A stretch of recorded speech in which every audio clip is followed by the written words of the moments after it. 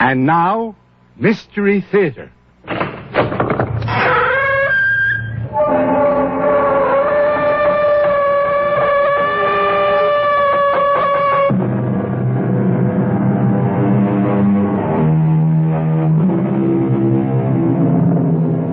Come in.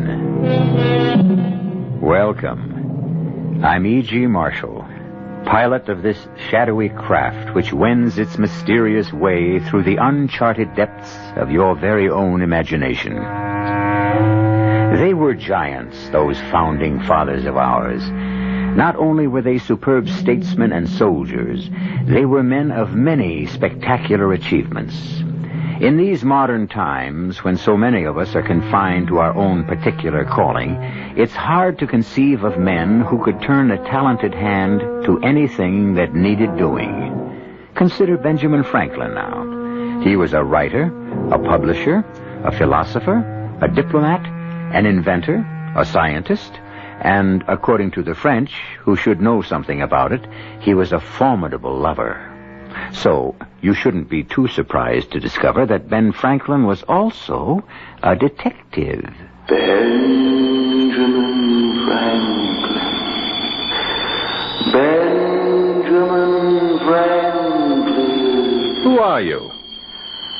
I'm Captain William Clemens. Clemens died 20 years ago. I'm his ghost.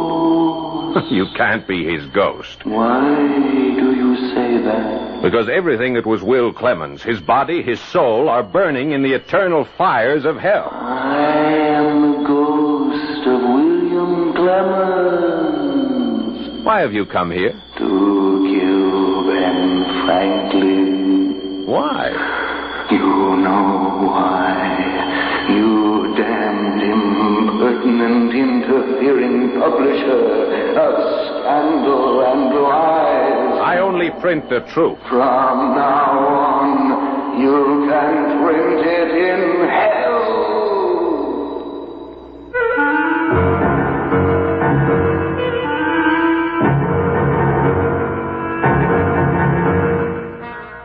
Our mystery drama, The Benjamin Franklin Murder Case, was written especially for the Mystery Theater by Sam Dan and stars Paul Hecht.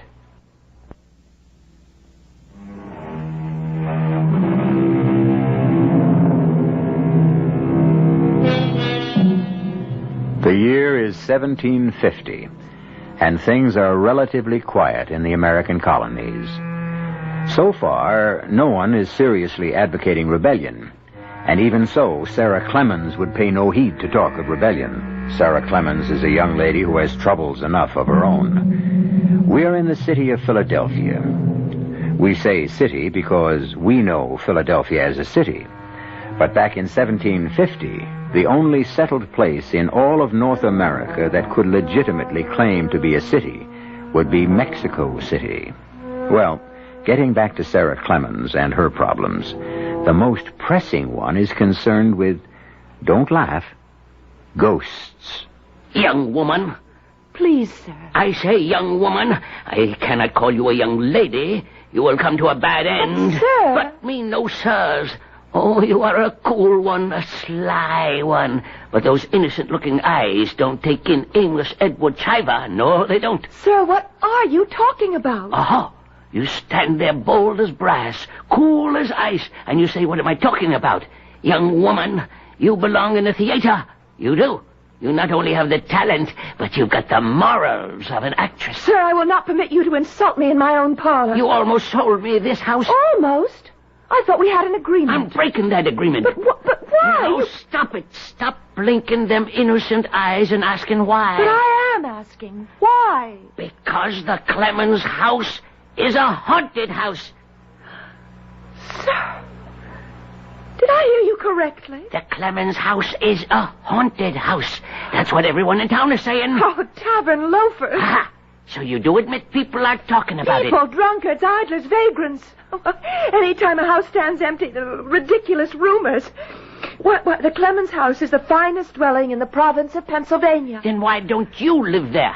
Why do you want to sell it? Oh, Mr. Chiver, I've already discussed this entire matter. I cannot afford to maintain so large a place. You can't. Why can't you? I don't need all those rooms. It requires help, and I can't afford servants. You could buy slaves. Mr. Chiver. Mr. Chiver, what? It would violate every one of my moral, ethical, and religious principles to own the body and soul of another human being. Beggars can't be choosers. Just tell me, sir, what affair is it of yours? You say you can't afford servants and you won't have slaves. But you could afford servants if you was to turn the place into a tavern. Never. It's a good, respectable trade, and you're pretty enough wench to attract the business. Sir, this impertinence If you do not wish to purchase the property, I'm sure there are plenty of others. How long you been trying to sell the house? Oh, If it's such a bargain, how come it ain't been snapped up? Because... No, ma'am, it won't do. The house is haunted. Very well, sir. Have it your way. Aha! Then you admit it. I admit only this, Mr. Chiver. I was wrong about you. When you first inquired about the house, I said to myself, here is a man of judgment. Here is a shrewd and sensible man of the world. Here is probably the keenest man of business in the entire province of Maryland. Delaware. As you will. But what do I discover on closer examination? A timid, irresolute waverer. You are losing the opportunity of a lifetime. To buy a haunted house. How can the house be haunted? Haunted by what? Ghosts. Oh, you, a hard-headed, practical, no-nonsense gentleman of affairs, a member of your provincial House of Delegates. You believe in ghosts? Well, Be kind enough to leave the premises at once. Sir, you are a fraud. Now, Miss Clemens. Oh, yes. I won't... There may be rumors spread by stupid gossipers that the Clemens house is haunted. And this has made buyers scarce and reduced the price. But shouldn't you, as a shrewd trader, profit from my distress? Now, miss, you have no right to accuse me of... Go on, take unfair advantage of me. Well, I'll think about it. Good morning. Oh, good morning, Richard. I knocked, but no one heard me. Mr. Chiver and I are transacting some business. Yeah, so I just walked in. Mr. Chiver, may I present my cousin, Mr. Richard Laporte? Your servant, sir. Howdy. Richard, Mr. Chiver is going to buy the Clemens house. Well, now, He I intends never... to make a tavern of it. No, see here, I didn't say that... Tavern? And why not? Well, that would be... It would be... the sacrilege. Why, Mr. William Penn himself slept in the blue bedroom when... Come, Richard. You and I spoke about this many times, and I thought I'd settled it. But a tavern? Well, of course. Shouldn't the common folk also have a beautiful place? I ain't even said I'm going to buy, much less make a tavern. Oh, of course you will, Mr. Chiver. My dear Sarah, a tavern... No, Richard. I thought you shared my belief that no person should own a house that exceeds his needs for shelter. When we marry, this place which my mother left me will suffice for us. Just hold on while I ask this young fellow here a question. Mr. Laporte. Laporte, yes. I want you to look me square in the eye and say yes or no. Is the old Clemens house haunted? Yes. Well, Miss Clemens, see? Richard is an incurable romantic. You say the house is haunted, young fella? Yes, it is haunted. It's haunted by demons of the past. Oh, nonsense, Richard. Haunted by memories, haunted by the ghosts of Clemens as long dead. Well, all I can say to you, Miss Clemens, is good day. Wait. What for? Here, this young man, your own intended, admits, confesses... Oh, it's nonsense. And he ain't no tavern vagabond neither, far as I can see. But there are no ghosts. That ain't what Mr. Laporte says. Of course, there are ghosts. That's because the past never dies. Miss Clemens, how can you say there are no ghosts when this man, who's to become your lord and master... Oh, no. That is not the relationship we envisage. Is it, Richard? Oh, no, each of us will have an equal voice. Son, you're asking for more trouble than you can handle. But don't get me off the subject. What is the subject, sir? Ghosts. Mr. Laporte says there are ghosts in that house. Richard is only using a figure of speech. He doesn't mean there are actual ghosts.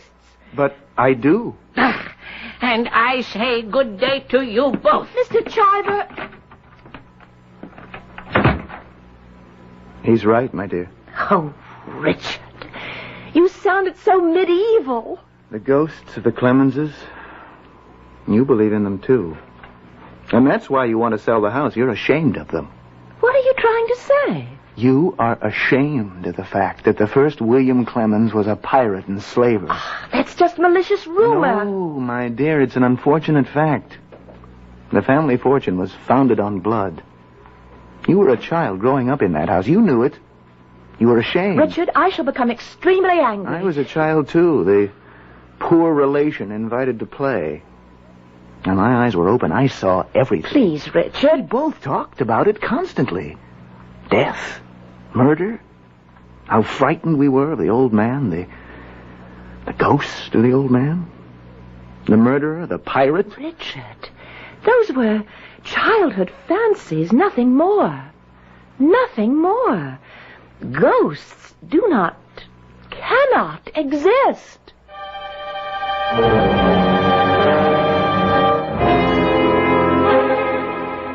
What was that question again, sir? Well, what I asked, Mr. Franklin, was, do you believe in ghosts? Of course, Mr. Chiver. You do? Certainly, sir. All of us are ghosts. Inside each of us are the ghosts of dead ideas. You know the old Clemens house? Yes, I do. Now, the girl wants to sell. I can buy it cheap. A bargain. Do you need advice to take advantage of a bargain? It might not be a bargain. Uh-huh. If it's haunted. Oh. Can a house be haunted? Mr. Chiver, I cannot give you that answer, but I can suggest how you might find one. Now you're talking. Go up to the house. When you want to learn something, investigate for yourself. Well, you don't have to be smart to think of that. But the fact is, you didn't think of it. Oh. What I have suggested is something new among natural philosophers. It is called the scientific method. But that's nothing but old-fashioned horse sense. Exactly, Mr. Chiver. Exactly. That's what I'm going to do. I'm going up there and see for myself.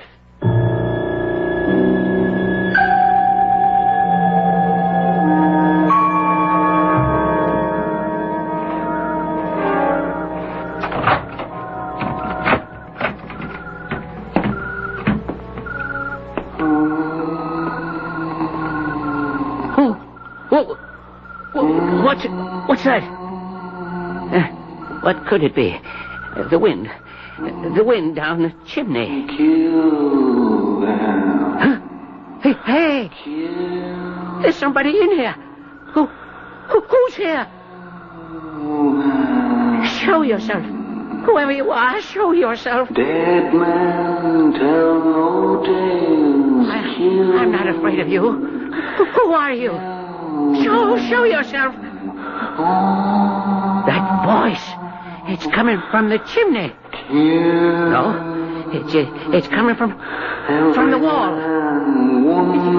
It's coming from all over. Somebody's in here with me. Somebody. Well, I ain't scared. Listen, even if you are a ghost, I'm going to buy the house and burn it down and build a better one. I ain't scared. No.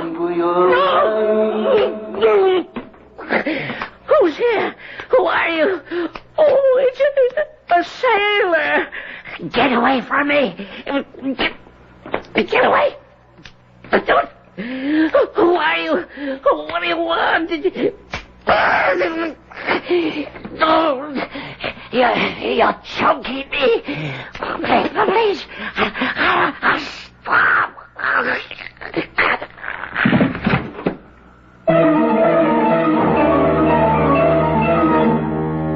The moonlight pouring in through the parlor window of the old Clemens mansion reveals a body lying on the floor. Sightless eyes staring with terror. Face contorted with agony. But at least the efficacy of the scientific method has once again been affirmed. Is there such a thing as a ghost? Amos Chiver has found out. The hard way. You have some things to find out also, when I return shortly with Act 2.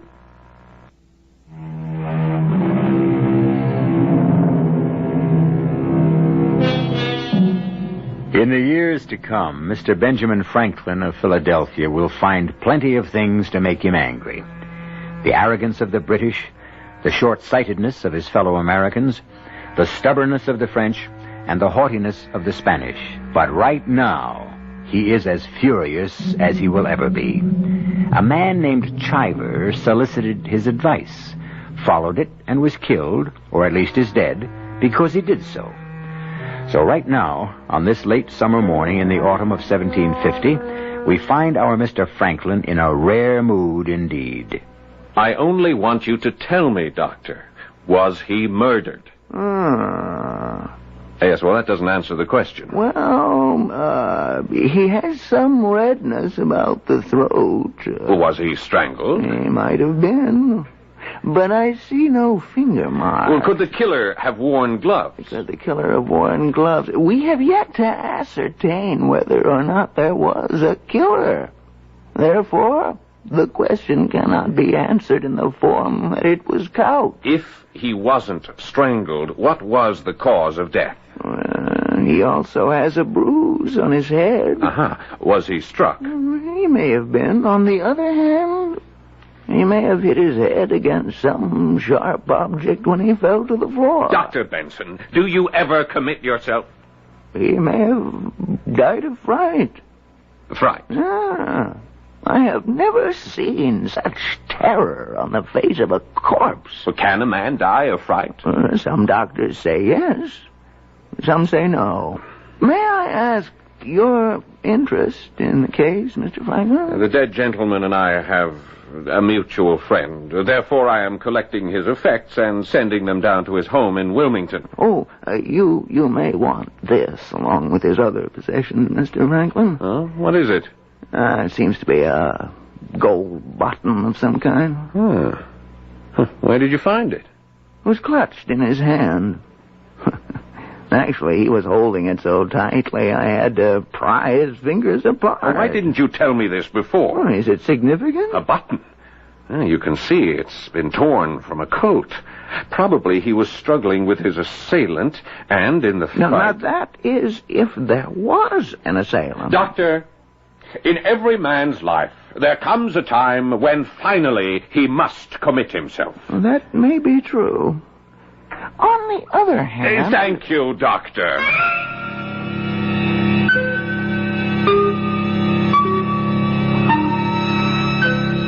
Now, Sarah, I want you to look at this button. How could that poor man have died in the house? Obviously, the murderous ghost The of button, Sarah. Richard, look. Do you recognize it? It's the kind of button that old Captain William Clemens wore. William Clemens, who built this house? This gold button with the star and the anchor. It was on all his uniforms. Well, then it was the ghost of William Clemens. No. What do you say to that, Mr. Franklin? I say we have a problem. Assume it was a ghost. Is a ghost substantial? How can a ghost be substantial? If he were substantial, he couldn't be a ghost. Then why would his clothes be substantial? No, Mr. Chivers was engaged in combat, mortal combat. With whom? Now, I say a man followed Mr. Chiver to the house or waited for him there and killed him. I say a man because it's hard to conceive of a woman strong enough. Mr. Franklin, it was Captain Clemens' ghost. The button proves it. Not conclusively. Captain Clemens wasn't a pirate. Oh, thank you, Mr. Franklin. That is, not a pirate in name. He was a privateer. He had the Queen's permission to prey upon French, Spanish, and Dutch merchant ships. He fancied himself a naval officer. His men wore uniforms. The higher ranks all had buttons, just like that one.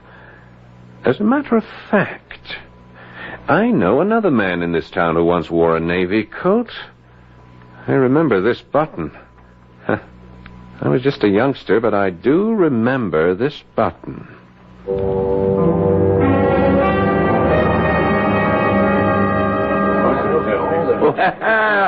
If it ain't Mr. Franklin. Good day, Abner. To what do I owe the honor? I've come here to see if I can arrange to have you hanged. Oh? What did I do? What did you do? What haven't you done, you scoundrel? You've sold whiskey and guns to the Indians. You've bought stolen merchandise from pirates. But none of it proved. But all of it true.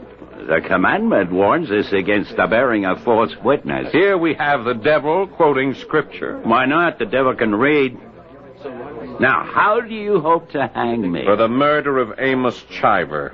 You mean the poor fellow from Wilmington? Yes, Abner, the poor fellow from Wilmington. Oh, hadn't you heard? He was killed by a ghost. Everyone knows that Clemens' house is haunted. No, he wasn't killed by a ghost. No. Who did it? I think you did it, Abner. Oh, why would I want to kill the man I didn't even know him? And you didn't want to get to know him either. You're a hard man to follow, Mr. Franklin. But I know you always wind up someplace, so I'll listen. Thank you. You don't like competition, Abner. You've been known to run people who threatened your business out of town. Well, that's one way to look at it. Another way would be to say I showed them where opportunities were greater elsewhere. Amos Chiver was going to buy the Clemens place just up the street from here and turn it into a tavern. And for that, I killed him? You took advantage of Clemens' house reputation, hid there in your old Navy coat, and tried to scare him. I did? But I suppose he didn't scare. There was a fight. You killed him. You write good stories in your paper, Mr. Franklin, but if you write this one, you got to prove it. I got the proof right here. This button. What button? You wore this button when you served with Captain Clemens as a privateer. Well, how did you... where did you get that button? Try to guess where this button was found. Now, you're a man of lively imagination. Think. Where did you get that button? This button, Abner, was found clutched in the dead man's hand. Yeah, but it can't be. It was. I haven't worn that coat. I haven't even seen that coat. It's more than 30 years. Here comes the constable. What have you there, Mr. Partridge? I've been to the back of this house, like you said, Mr. Franklin. You had no right to search my house. The constable obtained a warrant. And here's the coat. Yes, indeed. Your old blue naval officer's coat. Some of them buttons are missing, Mr. Franklin. But the ones that are still on here are just like the one you got in your hand. I tell you, I was here all last night.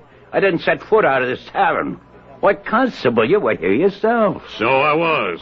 Till 10 o'clock. And after 10 o'clock, who can vouch for you, Abner? Well, I was with Yes? Well, I spent the rest of the night with a lady.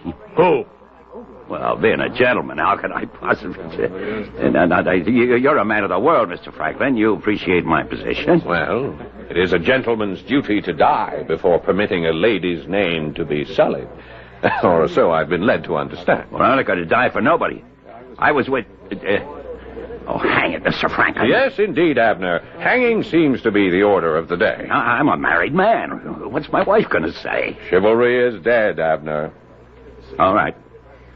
I was with Charity Townsend. Charity Townsend, aptly named.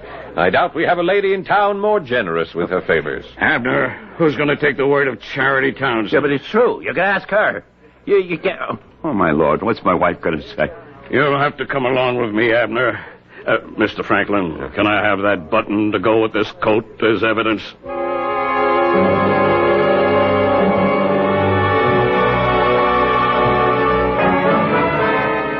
Now, Charity, are you telling the truth? Oh, yes, Mr. Franklin. I can't lie. I mean, that's the source of my problems. I just can't lie. You were with Abner all of last night. Well, I could lie, you see, and save my reputation. But my dear old dad, he's in heaven right now. He said to me, girl, never tell a lie. And you know why? Folks aren't going to believe you anyhow, so you might as well be hanged for telling the truth. Yes, well, about Abner. Oh, I was, feeling a bit poorly last evening, so I thought a glass of wine might suit me. And after having a few, Abner says to me, Charity, you want to come to the back of the house? What for, I asks, and he says, I got some trophies I took when I was serving in the Navy. Well, I have a weakness for sailors' trophies, so I says, all right. But what's your wife going to say to me? I come into a private room, and he says, never fear, she'll be none the wiser. She's visiting her sister across the river in Camden Town. So, you went with him? Oh, but I'm telling you, everything was proper. We just sat and talked. Oh, he tells such stories. And before I knew it, the sun had come up. A most unusual evening. Oh, yes. And so you claim you were with Abner all of last night? Well, I wish I could lie, but you see, I can't. Not even to save my reputation. Yes, sir, Mr. Franklin. Judge Herkimer spoke with me an hour ago. He wants to hold the trial tomorrow. Constable, may I see that coat and that button again? Sure. I got them right here on the table. Look at them all you like. Oh, thank you. It's plain as day. That's the exact same button as the mother's on that coat. And there's 3 of them missing. This could be any one of them. Judge Herkimer says we might just as well prepare the scaffold now. Before the trial? Well, you know the judge, Mr. Franklin. He figures if a man ain't guilty, he wouldn't be in the prisoner's box in the first place. Yes, and Charity's testimony? Oh, Mr. Franklin, you know what that's worth. Do you suppose I might see Abner? Can't imagine why, but you're welcome. And let me hold on to this coat and button for just a moment. Well, Mr. Franklin, I guess you were right. You said you'd arranged to have me hung, and you've done it. You think so? You know, in my lifetime, I've done 100 things that called for hanging, but I always cheated the rope. And now I'm about to swing for something I never done. I know. I can even prove it.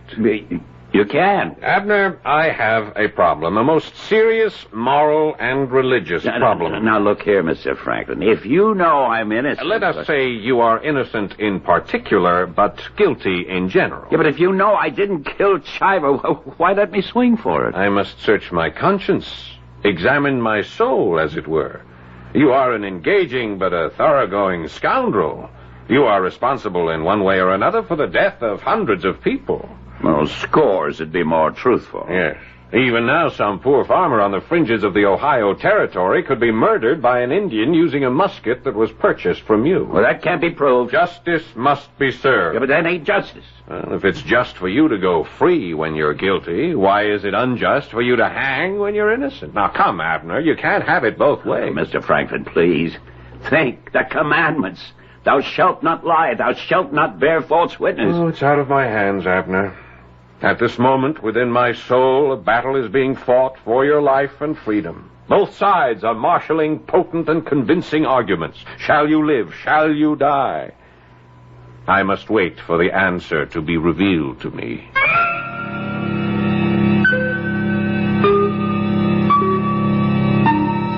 And there he is, Abner, the old pirate, the old smuggler. Ironically, he faces the rope for a crime he didn't commit, according to Ben Franklin. But what sort of game is Ben playing? Perhaps his own words might answer the question. No, I am not amused by games of chance or even skill. For the most fascinating game of all is the game of life. The game continues when I return shortly with Act 3.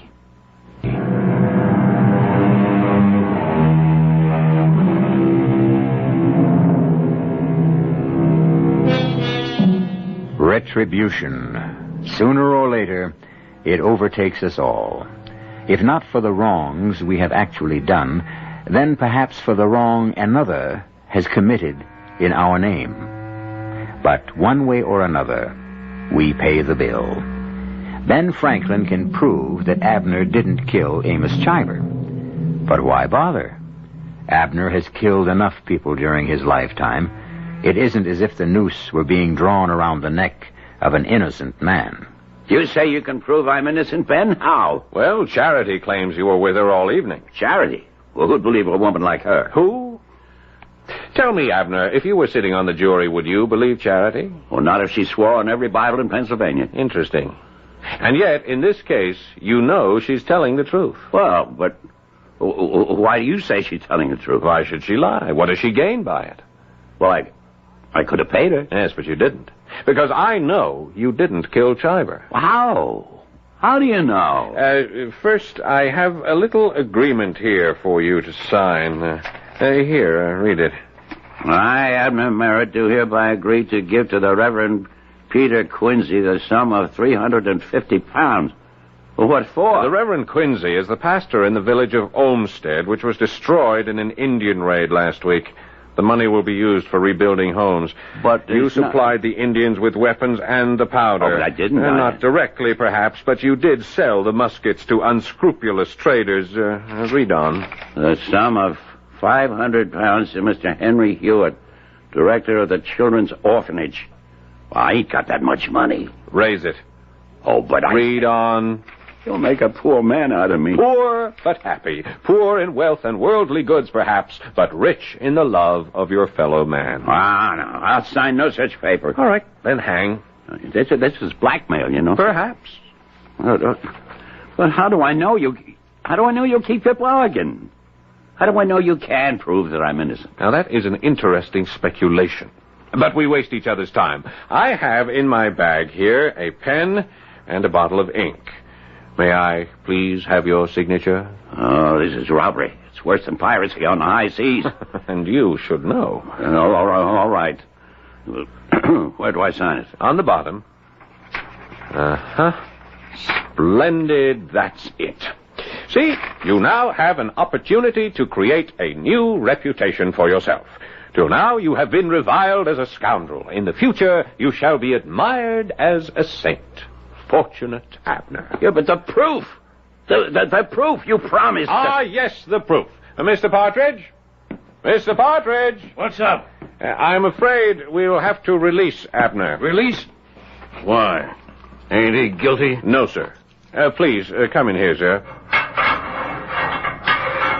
And leave the cell door open, Constable. Abner will be leaving. But the button and the coat.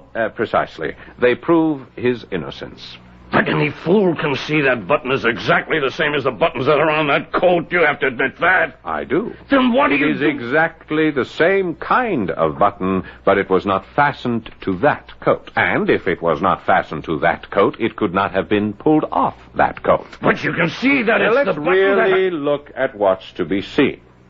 What color is the coat? Oh, any fool can see it's blue. Now, since the button was obviously pulled away or torn away during a struggle, there is a small shred of material clinging to it. What color is this material? Well, Why, it's red. Captain's red. While Abner's coat is lieutenant's blue. I should have seen it myself. I could have saved a fortune. What's he saying, Mr. Franklin? The poor man's so happy to be vindicated, he's delirious with joy. But if Abner didn't kill Mr. Chiver, who did? It should be obvious to everybody. The ghost. The ghost of Captain Clemens. But, Mr. Franklin, isn't that impossible? We should never try to define the impossible, my dear. We searched the house thoroughly. And we found absolutely nothing? You recognize the button as belonging to Captain Clemens as being part of his uniform. This means you were familiar with that uniform. Oh, yes, sir. His uniform, his hats, his swords, they were all left hanging in his room, just as when he was alive. I remember we children used to spend hours up there. Why didn't we find the uniform coat just before, when we searched the house? Because the ghost is wearing it. Oh, really, Richard? Well, Richard's opinion is as good as anyone. You mean you actually believe that a ghost could be up in yes. And now our problem is to find out who the ghost is. But how can we do that? It'll be easy to recognize. Mr. Franklin, am I hearing you correctly? We shall recognize the ghost because, you see, he is branded. How can a ghost He has committed murder, this ghost, and therefore he carries the murderer's mark. What mark? All murderers carry a mark which clearly proclaims them as killers. But I've seen murderers. I haven't seen any identifying... It's the brand of Cain. Sometimes it's visible on Earth, sometimes not. Mr. Franklin, are you feeling quite all right? Never better. Well, we must clear the place of its ghostly reputation, or else you shall never sell it. I think I'll go there myself this evening. But that ghost, it's a murderer. Listen to me. I talk as if I believe it. Well, why don't you believe it? The ghost has already committed murder. I suppose I'll have to take my chances. But you mustn't go alone. Richard, No purpose in my going. What shall I discover? That there's a ghost? I already believe it. Well, somebody should go with Mr. Franklin. Oh, no. When a man goes seeking a wife or searching for a ghost, he travels faster when he travels alone. Now, no one is to mention the fact that I'm to visit the Clemens house this evening. Yes, sir. Oh, we three shall keep the secret. Well, you know the saying. 3 can keep a secret if 2 are dead.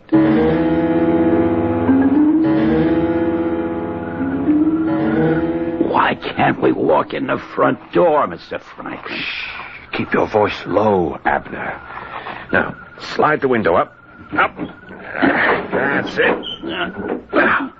Let's climb inside. Why are we going in like thieves? Because I am hoping the ghost will enter by the front door.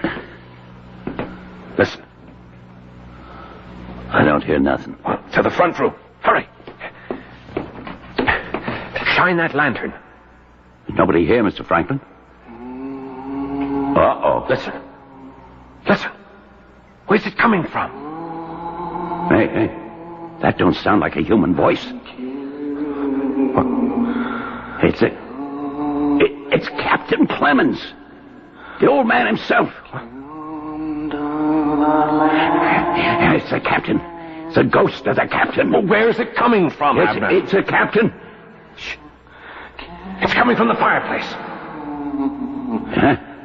Yeah, that's the captain. That's how he talks. I'm getting out of here. No, wait. Yeah, it's the captain. He said death couldn't keep him away. He'd come back. That's what he said. Where is that voice coming from? It ain't human.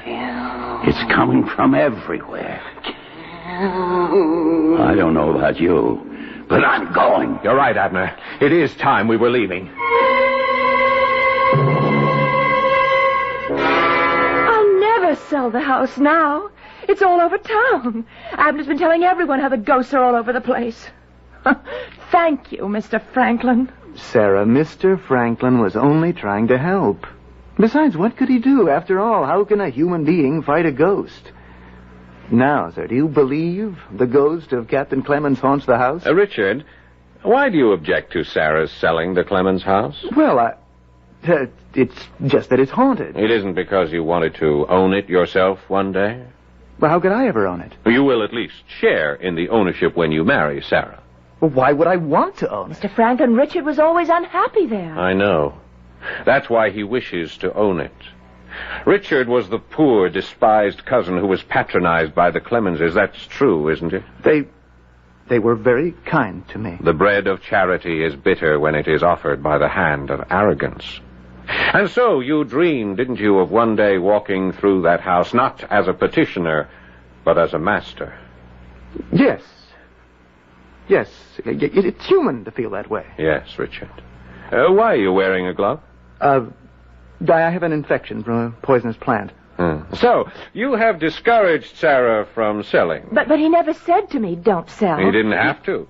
He spread the rumors that the house is haunted. Well, everyone in Philadelphia knows. You are the one, Richard, who keeps making sure that the reputation for the house being haunted is kept fresh and Sir, green. I cannot permit you to insult my fiancé. I thought you were my friend, Mr. Franklin. I am, Richard. And I am no fair-weather friend either. I shall stand by you as a friend, even though you are to be tried for murder. Murder? Mr. Franklin! Ask him, Sarah, ask him. I deny it. How can you deny it? How can you deny the brand of Cain? You killed Amos Chiver because he must have recognized you, and you knew I was going to be at the house last night. Richard, he couldn't kill anybody. He's so timid. You wanted to scare me, too. And your voice, it sounded ghostly, and it seemed to come from everywhere. It's probably because there are secret passages in that house. For accusing Richard of murder. And as a child, you discovered those passages. Yes, it was well done. And you know where the red coat is. And shall it show a missing button? But you can't prove that Richard did it. Richard, I defy you to take that glove off your hand and show us the mark of Cain that covers your palm. Richard? Yes. Yes, it's the mark of Cain. Here, look.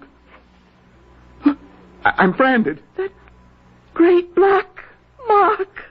It won't wash off. It won't rub off. I'm marked. Oh, Richard. No, don't come near me, Sarah. I'm unworthy. Oh, why, Richard? Why? He knows why. He knows why. It was the bitter bread of charity. Oh, Richard. No, don't weep for me. I'm unworthy. I wear the mark of Cain. I'm sorry, Richard. I will now walk down to the jail and hand myself over to Constable Partridge. Let me come with you. No. I must be alone. From now on, I have the mark. Richard. Yes. The mark. possible. I saw it with my own eyes. Yes. It's supernatural. Not exactly. Not exactly. Oh, sir, now what? Well, if we assume that there cannot be ghosts, we must assume that someone human was playing the part. Logical? Yes? That someone human would have to get into the house in order to scare visitors. Only 3 of us knew I would be going there last night. You, and I, and Richard. Yes? Earlier in the evening, I smeared the doorknob with some nitrate of silver. Nitrate of silver? Yes, it is used in making mirrors. And when it touches the skin, it turns black, and it cannot be washed off or removed in any way until new skin grows. That's black magic. That's natural science. And our poor Richard entered the house through the front door, turned the knob, and thus his hand acquired the mark of Cain.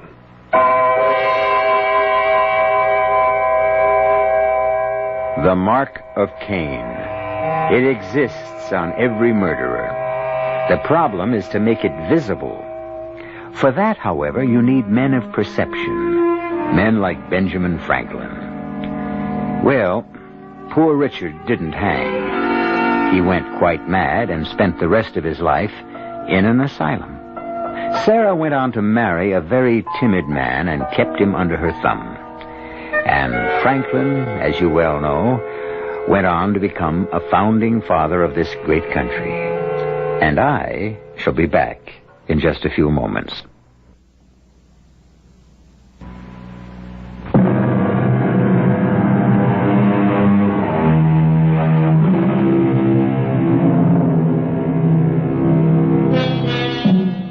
Chemist, psychologist, detective.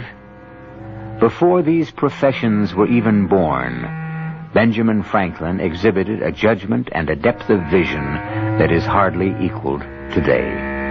Yes, they were giants, those men who founded the country, and what they left us is not just a legacy, but a challenge to live as they did, fearless, curious, and independent. Our cast included Paul Hecht, Marion Seldes, Stotts Cotsworth, Russell Horton, and Gil Mack. The entire production was under the direction of Hyman Brown.